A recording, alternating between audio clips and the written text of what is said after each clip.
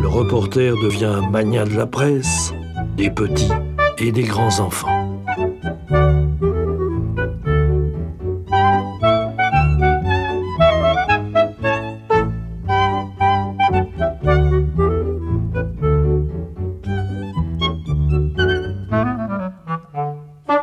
C'est dans le journal de Tintin que paraît le récit le plus célèbre peut-être de toute l'œuvre d'Hergé, qui sera partagé en 2 albums peu après, On a marché sur la Lune. En écoutant Trifon Tournesol, le capitaine Haddock réagit comme 99 personnes sur 100 l'auraient fait à l'époque. Allez sur la Lune en 50, laissez-moi rire. En fait, il fallait avoir une solide confiance dans le génie de l'homme et surtout être remarquablement informé pour croire en 1950 que la conquête de la Lune deviendrait bientôt une réalité.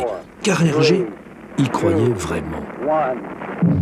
Ces 2 albums ne sont pas de banales aventures sur fond de science-fiction, plus ou moins fantaisiste, non. La conquête de la Lune est là.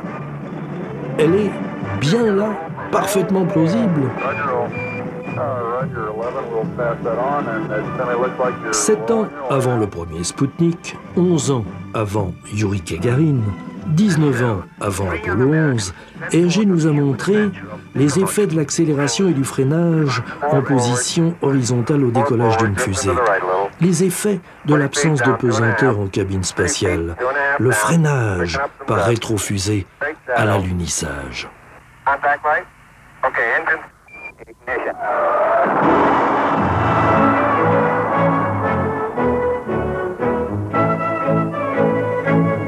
Un scaphandre lunaire très ressemblant lui aussi. Et les sauts de kangourou sur la Lune parce que la pesanteur y est 6 fois moins forte. Sauts de kangourou que nous allions voir sur nos écrans de télévision dès 1969 avec Neil Armstrong et Edwin Aldrin.